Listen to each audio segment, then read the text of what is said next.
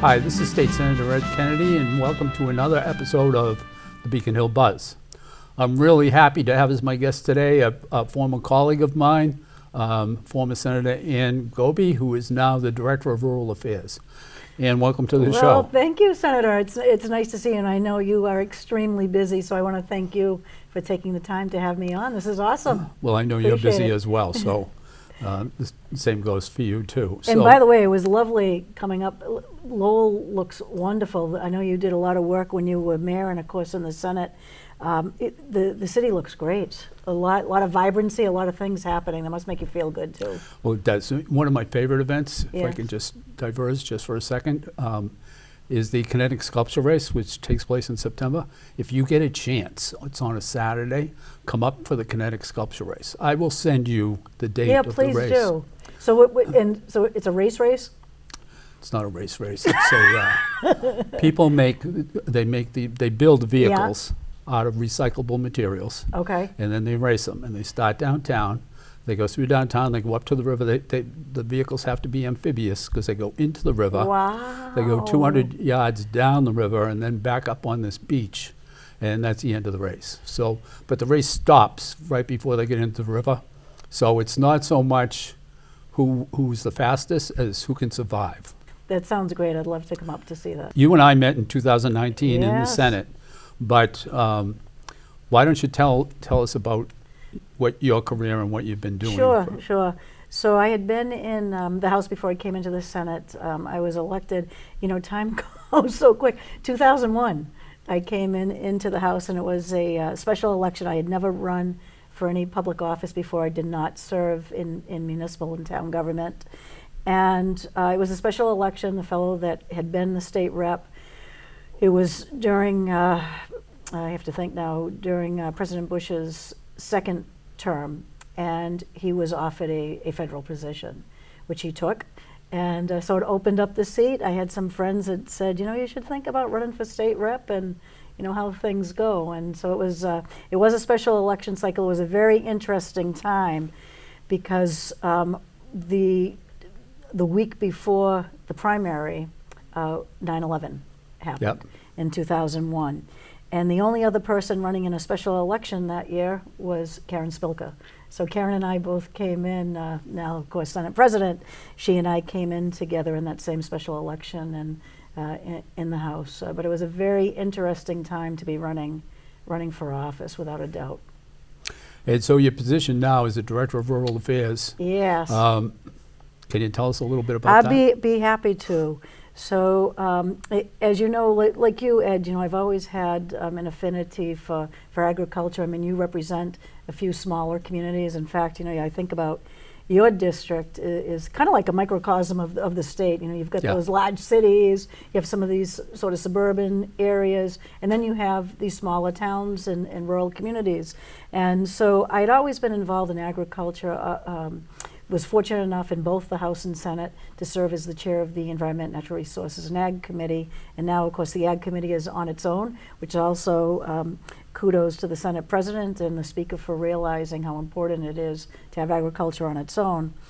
And so I've always been involved in small town, and I do have to say, when the governor had mentioned about this position, it probably took me 30 seconds to say that I was interested.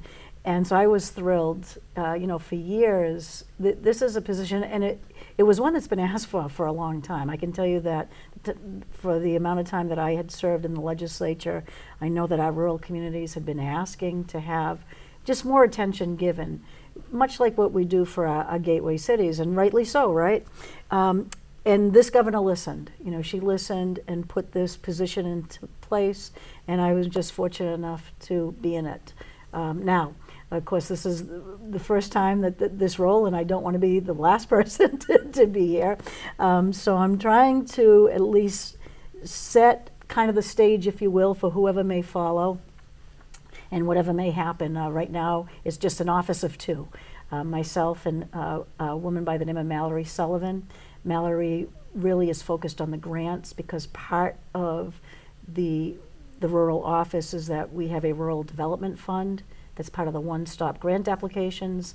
And the one-stop grant applications actually just closed at the beginning of this month. The people are putting in their applications, and we had about 168 rural communities out of the 181 that put in for grants in this cycle. And I imagine, since you're the first director Yes. of Rural Affairs, that part of the attraction to this position is that you are able to shape the office and the department and help determine, where you can help, right? Right, that's definitely a big part of it. And again, really kudos to the governor, the lieutenant governor.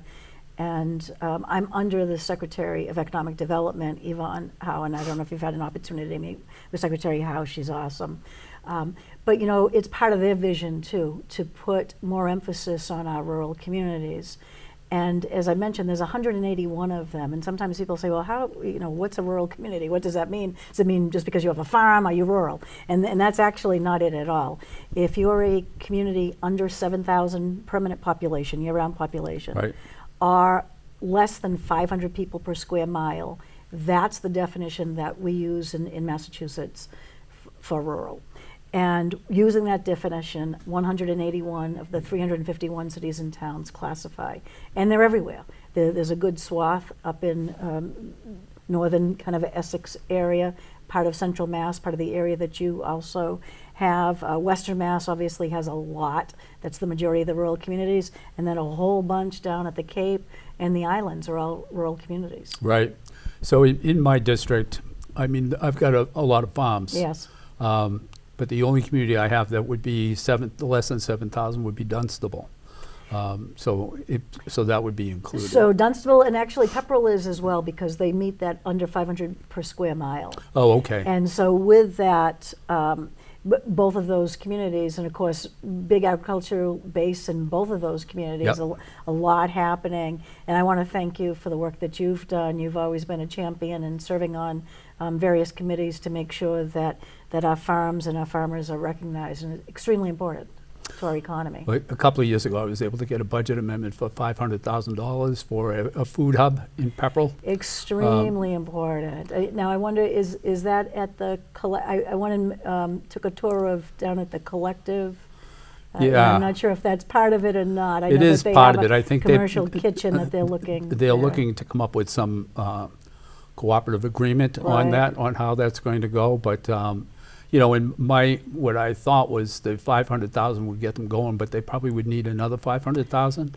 When I had toured other food hubs in preparation for filing that, I know Greenfield, it cost them about $1 million. Right, to put there. but so important, and obviously without that cash that you were able Yeah. to get for them, they would be nowhere. And people don't realize, we live in a wonderful state with a lot of services, but there are still kids that don't have decent meals, and are adults, that don't have access to healthy, nutritious foods, and the food hubs play an extremely important role. And those communities you mentioned, like Pepperell and Dunstable, some of the home businesses that are there, and the things that they are doing and creating and making product that would be great to be able to get to market. And without having a food hub and without having an access to do that, it's just not going to be. Right. So extremely important. So I'm really happy that you were able to do that for them. What are some other things that people don't know about rural communities in Massachusetts that they should? I think just what we were talking about, as important as farms are, and obviously they are important, I think sometimes people don't realize what rural Massachusetts provides. And I'll just kind of give you one for instance, is the Quabbin Reservoir. And hearing a little bit more about that lately with some of the plans about expansion through the MWRA. But the towns of Dana, Enfield, Greenwich, and Prescott don't exist in Massachusetts anymore. And it wasn't because of an act of God, it was an act of the legislature. Right. And I bet you or I, we would not have wanted to be the state senator back in the 1930s that made that determination to get rid of those 4 communities. And it was done to provide Boston a source of clean, reliable water source. And you can see, this many years later, what it has done for the city of Boston. Yeah. You know, without a clean water, you don't have expansion, you don't have people moving in, you don't have businesses. And so I like to remind people about that when people turn on their taps in Boston and the other 60 plus communities now that are receiving water from the Quabbin Reservoir, you know, that water comes from central Massachusetts. You know, they've been good stewards to make sure of the environment in that area, to keep things. So our natural resources, things like that people sometimes maybe forget about. But in addition to that, you know, we've got great schools, we have great small businesses, we have great manufacturing in rural Massachusetts that sometimes people don't talk a lot about, don't hear a lot about. But especially, you know, trying to really dive into, if you will, the economy around the outdoor economy is absolutely, you know, before this went on, we were talking about Tanglewood a little bit. Of course, Tanglewood out in Lenox, and a rural community as well. And, you know, people go there, but we want people to go and then see some of the other things that they can experience in Western Massachusetts in our small towns. And for me, it has been really eye-opening because I've been to communities I had never been to before, Senator. I went to Egremont a couple of weeks ago, and some people said, people have even heard of Egremont. Right. And if you haven't either, that's okay. Okay. It's one of our most western, it's right on the New York border, a very small community. Beautiful, absolutely beautiful. Just being able to get into some of these new areas. I went to Cuttyhunk about a month ago. It's our smallest, Yep. Gosnold, 20 year-round residents. I went to their town meeting, which was held on a Monday morning. Yeah. 38 town residents came. Yeah. They do all their business at town meeting, including voting for select board and members of the school committee. Okay. Done right there. Raise your hand. Want to be selectman? Right. And over and done, 45 minutes. They had their election done. They had their budget done. It was incredible. How long did it take you to get there? Well, not too bad. Now, I live in Spencer in Central Mass. So I had to drive to New Bedford because there is only one ferry that goes, and it's the Cuttyhunk Ferry, which is absolutely their lifeline to that island, and it goes out of New Bedford. And when I went, it was only going twice a day. Now, as we're getting into this nice summer season, where they obviously rely on the tourists to come in for a day or two and take part in and to see a few things.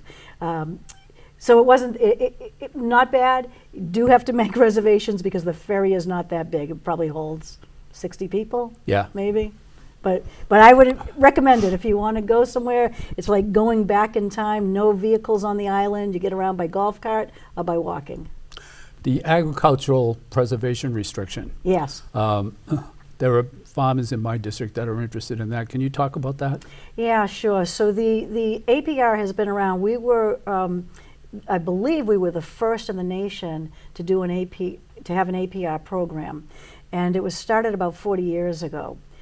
For some farmers, it's a wonderful thing. Some farmers are very nervous about getting into it because the idea behind it is that the state and the Department of Agriculture puts on a restriction on your property. So you are paid to keep that into conservation for agricultural purposes.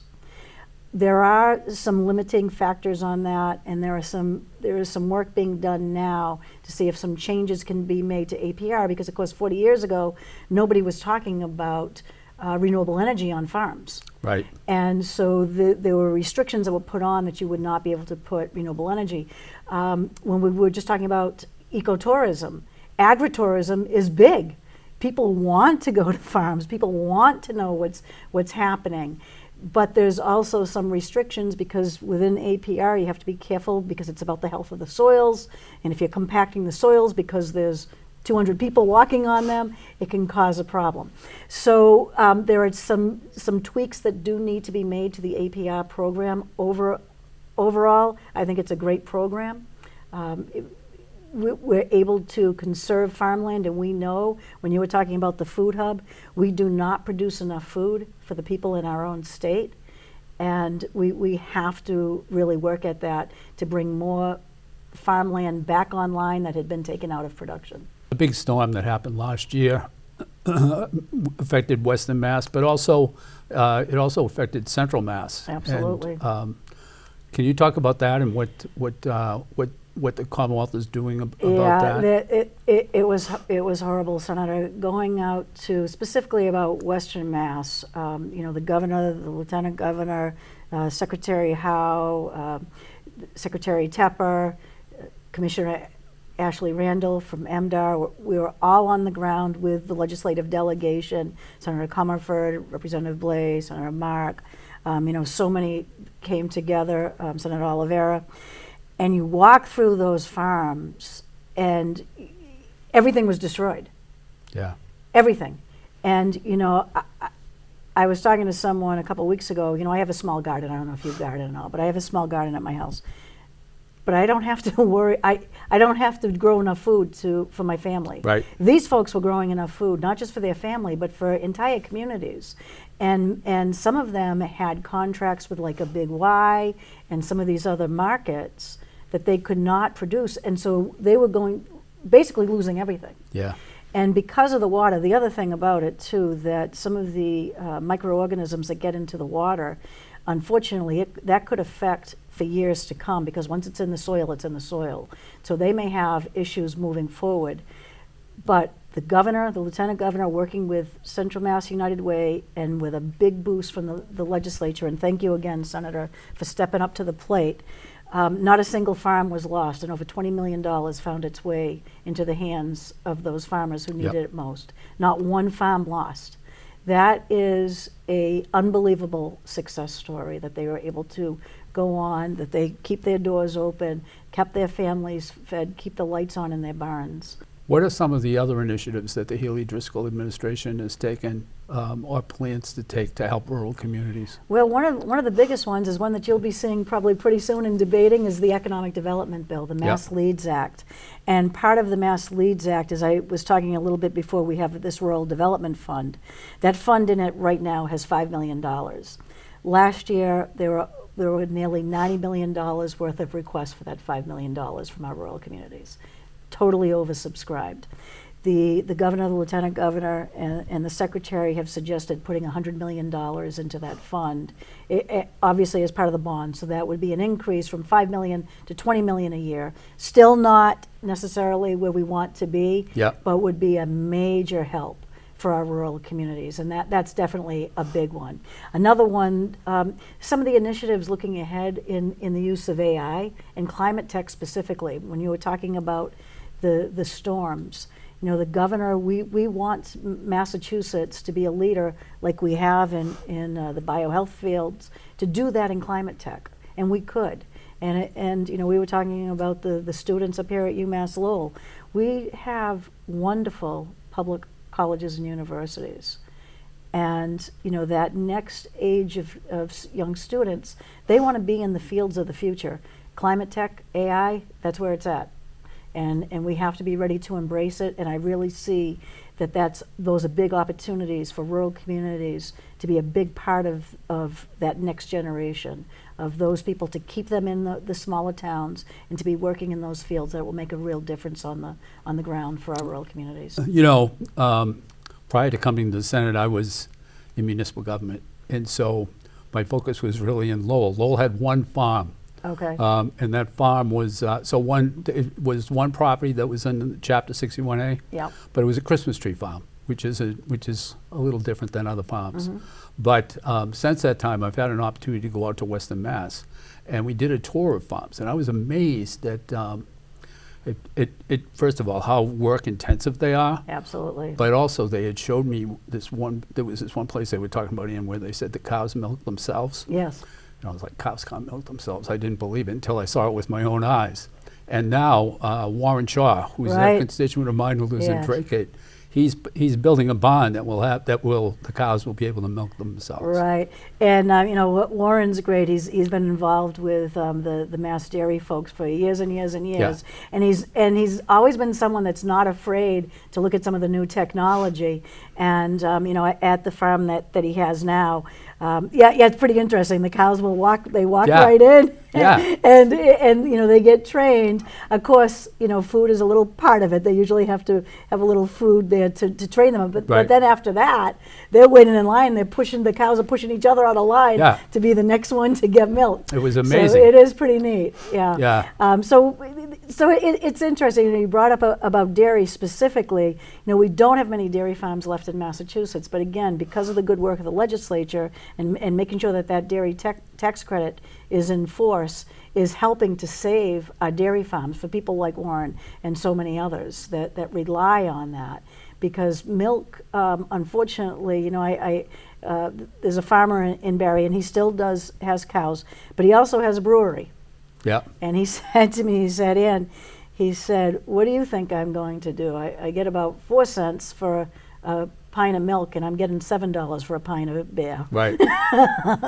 But because of that, you know, these farm breweries and some of the other things that can take place on farms is helping to support traditional dairy and farming activities, which is so necessary, and we have to keep our dairy farms going without a doubt. Yeah.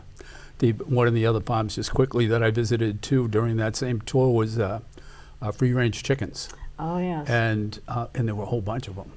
I mean, there were hundreds and hundreds of chickens, but there were also some geese. So at one point I said, well, what are the geese for? And they said the geese scare away the hawks. Because I guess if you're a hawk, you would want to nest right over that farm, right? You could eat every day. Yeah, that's no true. sweat. So Right. that's what the geese do. So which was pretty interesting to me. Yeah, you know, and people don't think about, you know, because there's only a few places in Massachusetts that have some of those, that Diamond Farm, that Demon Farm that you were out, maybe, I'm not sure which one you visited, or unless you were maybe in Hubbardston, where there is also another free range. We were farm bouncing there as all well. over that Bouncing day. all over, Yeah. okay. So that, you know, there are a few that are like that. Again, you know, really important. People don't think about that part of agriculture, but as you mentioned, farmers can't take a break. No. You know, that old saying that nothing runs like a deer, but nobody works like a farmer.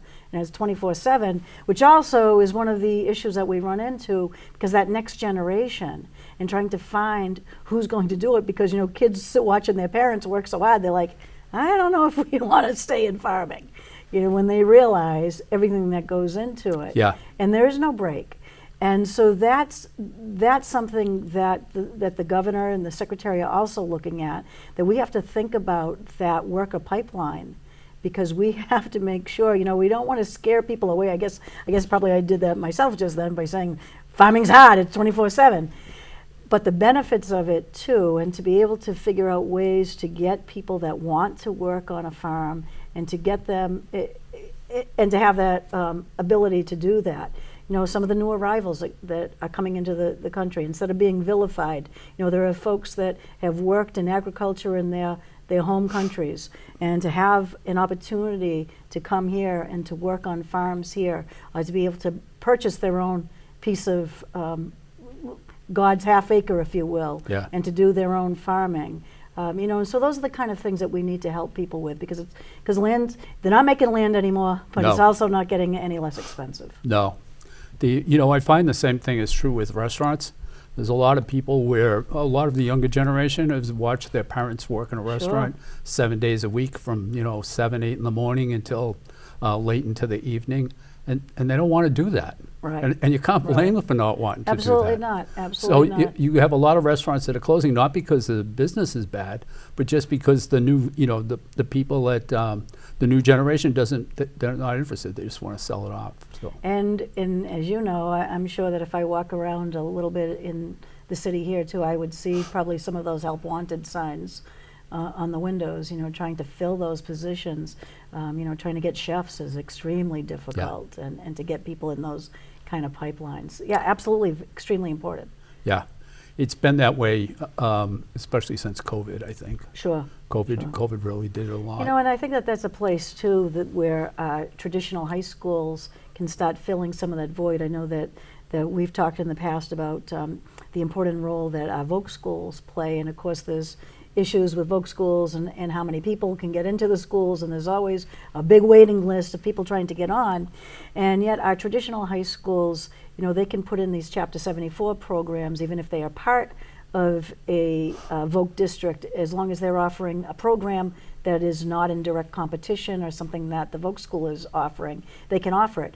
And I know that where I live in Spencer, we're doing that, David Prouty, trying to get students to be firefighters, because there is a major need, and I hear that over and over, especially in my small communities, that trying to get EMS, fire, and police is a real challenge to get folks in those positions. And we need to start kind of young and expose students to those occupations, getting people in municipal government. Yeah. There's a lot of rewards working in municipal government, and I don't think sometimes students realize that. And even, think about at the State House. Think how important communications directors are. Right. And people with a strong English background. And I don't think students sometimes, maybe in an English class sitting in a high school classroom, are thinking, oh, is that actually, an opportunity, a job opportunity? But there's great opportunities out there, and extremely important. My guest was Anne Gobi, the Director of Rural Affairs for the Commonwealth of Massachusetts. This has been another episode of Beacon Hill Buzz. Thank you very much, and we'll see you the next time.